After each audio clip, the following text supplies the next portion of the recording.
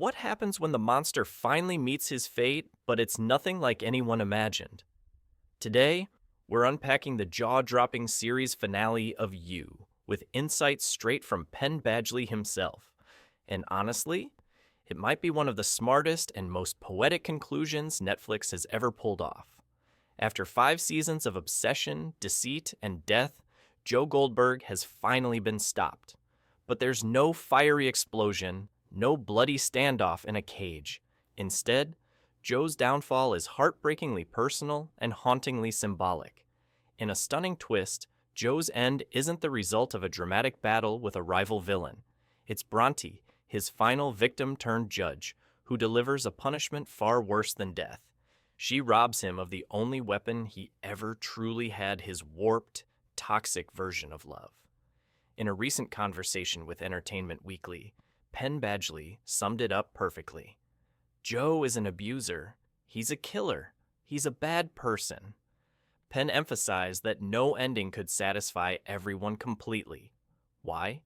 Because for someone like Joe, there's no such thing as a neat, redemptive finale. No prison sentence, no tearful goodbye, no fiery demise could undo the horrors he created. Joe Goldberg didn't just lose his freedom, he lost the core of his existence.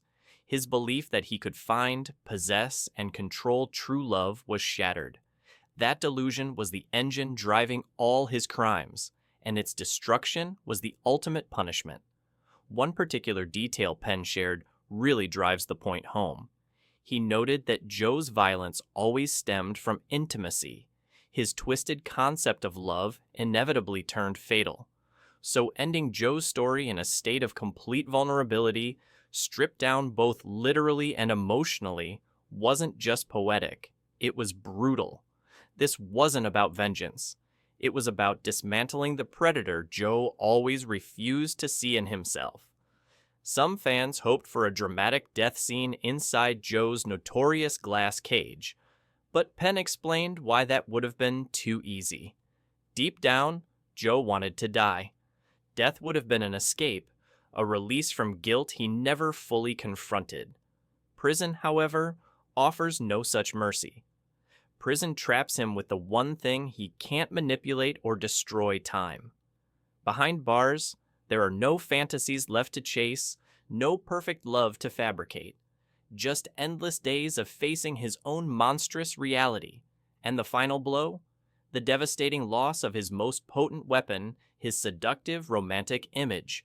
As Penn put it, Joe's currency was always his ability to be seen as desirable, a charming, magnetic figure who masked his darkness behind attraction.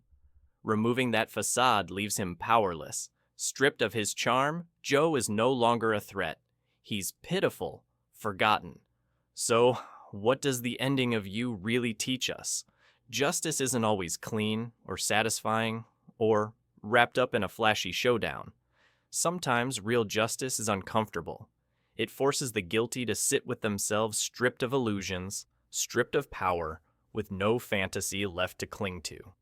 In the end, Joe Goldberg's greatest punishment wasn't a bullet to the heart. It wasn't a fiery death. And it wasn't even the loss of his life. It was time. It was truth. If you've been a fan of You, or you're still recovering from that wild finale, hit that like button. And let's hear it in the comments. Did Joe's ending satisfy you, or were you hoping for something even darker?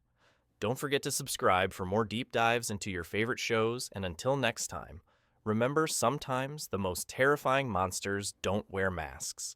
They wear love.